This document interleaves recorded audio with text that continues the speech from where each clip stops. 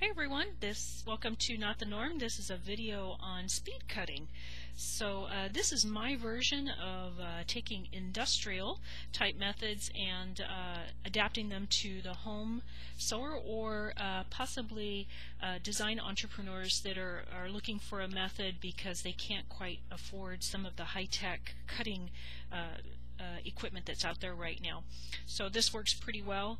I can cut up to 3/4 of an inch thick in fabrics, and with some of these things here I make it a little bit easier for pinning and such. So let's kind of get into some of the tools that we'll need.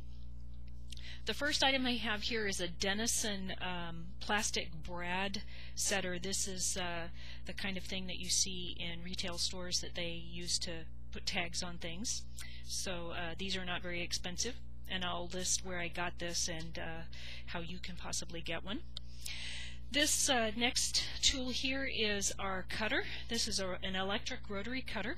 It's a fine tool. I like it a lot. The only problem with this is that it has a right hand orientation. So if you are left-handed, this might pose a problem for you. And I'll list on the website an alternative to this. It's a bit more expensive, but it does not have a right and a left-hand orientation. So look for that, and we'll get that up there. The next item I have here is underneath my marker. This is a rack, a shelf rack. The reason that I have this here is because I need to lift the material and the marker up off the table so that I can use the Denison to punch a hole into it, and I needed something to lift everything up off the table so that I don't hit the table with the needle there. So this works pretty well. You might have a friend or one of these floating. You might have a friend that has one, or just maybe have one floating around the house that you might use. Again, if you have something that will work, it just needs to be about 3/4 of an inch up off the table and be able to punch through. So be creative, see what you got. The first thing that I lay down with my pattern cutting is a sheet of paper, and let me pull a pin out here. This particular piece of paper that I have down right now is a marker that I misprinted. So when I do that, I saved that for my undercutting. The cutting on paper underneath keeps everything stable, makes cutting a lot easier and more accurate. So I highly recommend it. Inexpensive paper that you can use is newsprint. So look on the internet for rolls of newsprint, and we'll see if we can find a location on the internet that we can list that has some for a good price. The next item I put down is my fabric. This is this particular cut is folded orientation. So the first thing I do is I pin it to the underpaper along the selvage here. Keeps everything lined up, and I know that everything is really nice and straight. Just smooth it over to the side, and you're ready to go with that. So the next thing I'm going to put down is my marker. And I realize that you folks don't have these big huge printers, but we did demonstrate how to assemble a marker from the 8.5 by 11 sheets of paper, and I will demonstrate how to manually draw out a marker, and I'll also be working with an inexpensive program called QCAD in an attempt to see if we can get you kind of computerized and help you print out these markers on the 8.5 by 11 that you can then put together and make your own markers. So this is the marker, and I like to make sure that I have this really well lined up before I start putting in those plastic brads by just putting pins along this edge here where my fabric fold is, and I'm just lining that up so that it's all nice and straight. So this line here is running along the fold of the fabric. So everything's looking pretty good there.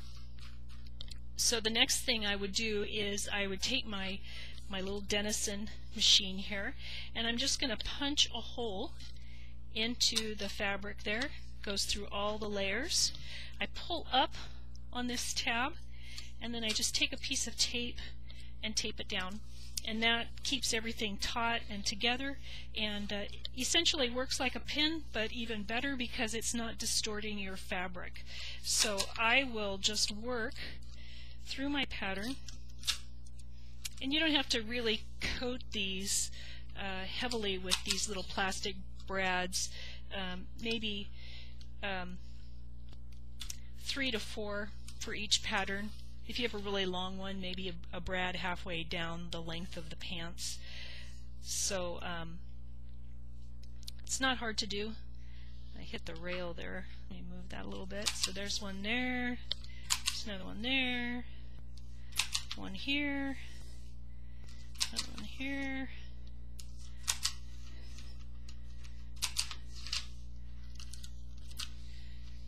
Get some tape on these. Just pull them up. Kind of tape them away from the seam allowances, just that I don't run over them with my cutter. If you're working with a sensitive fabric, like maybe a leather or something that doesn't needle well and it leaves holes, be sure to shoot these brads into the seam allowances and then just tape into the pattern, and that way you know that you won't damage anything.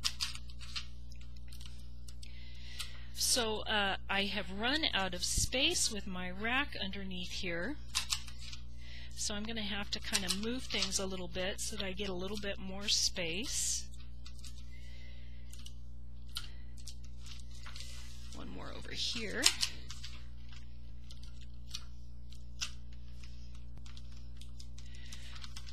So then I'm just going to take my my fabric and my hole marker, and I'm just going to pull it a little bit like this until I get another nice clear space to work with, as I've done here, sitting on top of that rack. My rack is right here. So then I'm just going to proceed again, put in more brads.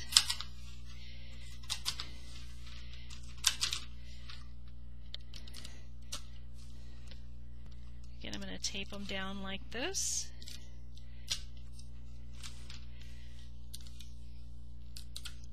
I don't think it's really any harder than putting in pins. Actually, it's just kind of easier because you don't have to really bend those pins to get them in. So I'm going to stop the video here for a minute, and I'm going to finish pinning or putting in brads down the rest of my pattern. And as I do that, and I need to get more space, I'm just going to pull my pattern sheet down like this, and then put more brads in, and then just keep going until I finish to the end of the pattern. So I'll come back in a couple minutes here, and we'll show you how to cut it all out.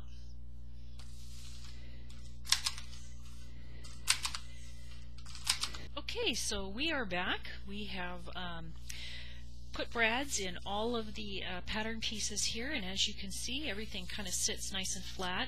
I have a row of pins along this edge here. I'm gonna pull those out. I don't like to keep the pins in just because I'm afraid that if I run over them with my cutter, that they scare me a little bit. So I just pull out any pins, any metal pins that I have in my paper and my pattern, just for a little bit of safety reasons. So I'm pulling out these pins here.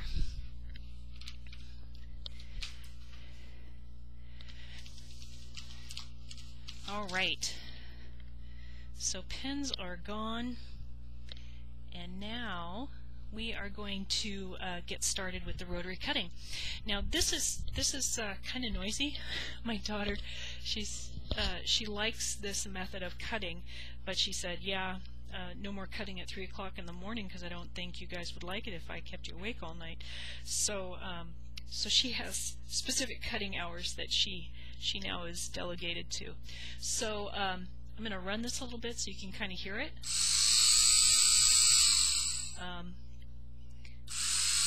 It's kind of loud, but not incredibly loud.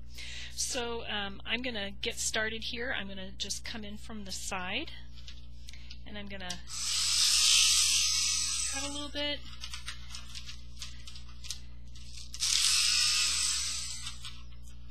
As I get in here, I want to make sure that I've picked up the paper underneath, and I'm just going to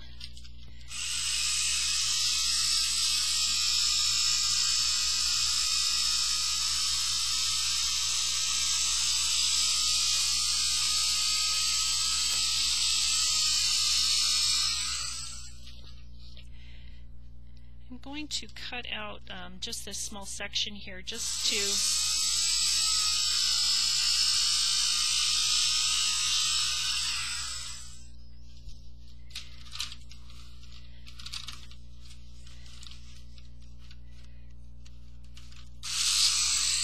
show you a little bit, maybe in a little bit closer up view here, what it's like to cut these. And you know, this pattern with the paper underneath is so stable, I could move these pieces around and I don't have to worry about things shifting too much.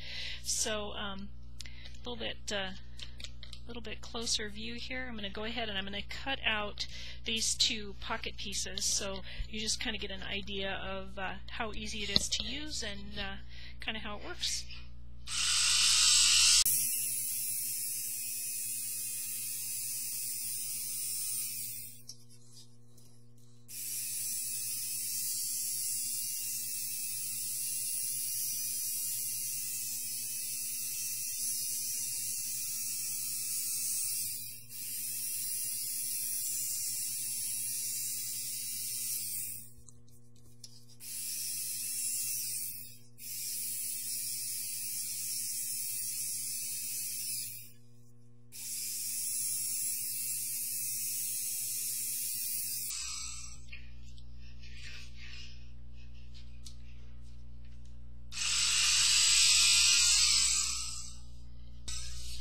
So you can kind of see that these come out pretty well. This top edge on this one was kind of goofy in the fabric before I started, so I'm going to go ahead and I'm going to come back in here and clean this up. It's not hard to do. I just kind of slide the knife in up against it.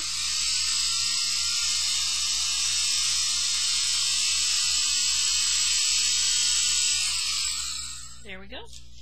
So I find this to be pretty accurate. You know, if you get something like this in there, you can come back in and clean it up just by going around the edges. So after I get all the pieces cut out, we'll come back and talk to you a little bit more. Okay, we're back, and I have all of these pieces cut out now, and as you can see, there are big pieces and small pieces. They all come out pretty well. Another thing that's really nice with this is that if I'm delayed a little bit in stitching these up, these patterns, because they have paper on both sides and they have the plastic brads to hold them in place, they can be stored for a while. I can roll them inside the long piece of the pant there and come back to them, and they're still in pretty good shape. So to get rid of these little brads when you're ready to sew, you would just give it a little clip there, and then the pieces are separated and ready to go. So it's a technique that I like. I use it every time I cut something out now, and it works really well. So if you have any questions or comments or anything like that, feel free to drop me a line at notthenorm62@gmail.com. I can also do Skype at notthenorm833 if you're interested in talking on the web. So that's pretty much it for speed cutting, and I hope you enjoyed it, and look for some other stuff on the web. All right, bye.